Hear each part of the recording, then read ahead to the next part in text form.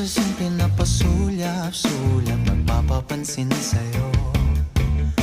Umabot sa palitan ng mga mensahe, kilig na kilig ako. Kumusta, kain na, hello, magandang umaga.